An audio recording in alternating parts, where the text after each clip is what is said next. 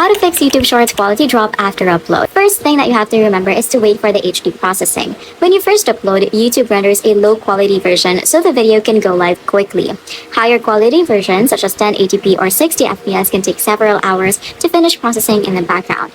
Now another thing is to set app quality preferences. So from the YouTube app, you are just going to tap on your profile from the bottom right corner of the page, and then from here I'm going to click on the settings gear icon. Now from the settings, you're going to tap on video quality preferences. So you're just going to head over to this video and audio preferences section, and then from here you are going to click on quality.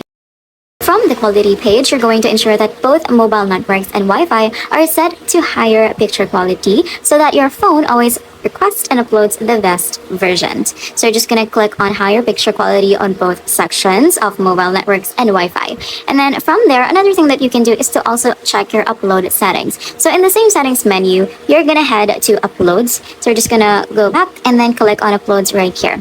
Now from the uploads settings, you're going to verify that upload quality is set to full quality. So just click on upload quality right here, and then you're going to set it to full quality instead of 1080p. If this is set 360p or data saving, your iPhone will downscale your footage before it even reaches the YouTube servers. And that's it.